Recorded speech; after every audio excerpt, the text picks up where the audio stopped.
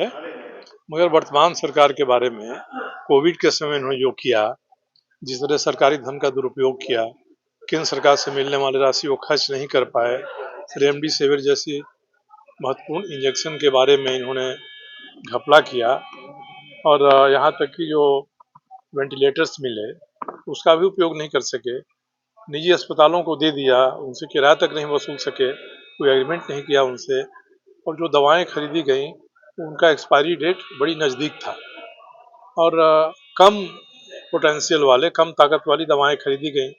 ये सारी चीज़ों का पर्दाफाश कैग की रिपोर्ट ने किया है, जो 2020 से 2022-23 के बीच में हुई हैं। ये चूँकि कैग की रिपोर्ट पर विधानसभा में बहस नहीं होती है, तो मैं मांग करता हूँ कि सरकार को यह संज्ञान लेना चाहिए और जो भी अनियमितताएं हुई हैं उनको दोषियों को चिन्हित करना चाहिए।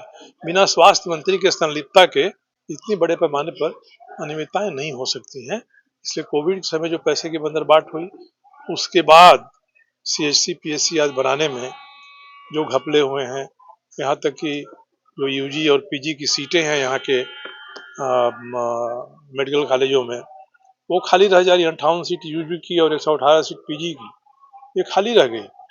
ये निर्देशित करता है कि स्वास्थ्य विभाग बिल्कुल घपले घोटाले में है, लगा हुआ है। लोगों के स्वास्थ्य की चिंता नहीं है, सरकारी धन के उपयोग की चिंता नहीं है और केवल बंदरबाट हो रही है।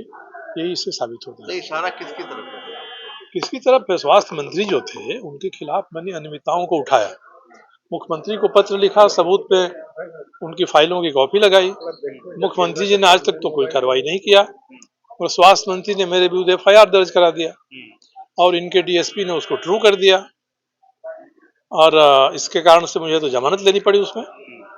और भी एक आध ऐसे FIR हैं जिनके मामले आगे आएंगे।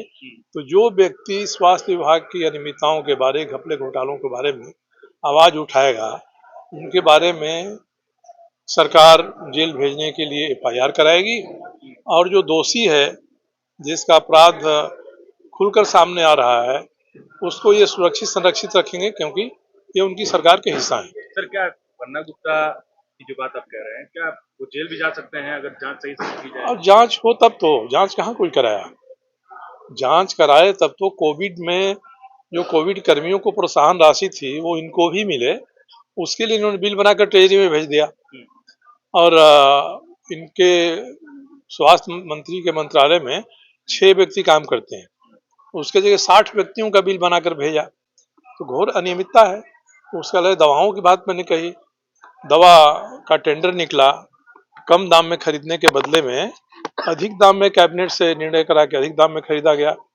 ये सारी जो अनियमितताएं हैं उनमें जेल जाना तो सामान्य बात है, कार्रवाई तो कम से कम होनी चाहिए, जांच होनी चाहिए। इस सरकार में वो भी नहीं हुआ। कितना का लगता है सभी, क्या उम्मीद कर रहे हैं? अभी अंदाज हम नहीं कर सकते। CAG ने की रिपोर्ट पूरी पढ़ा जाएगा।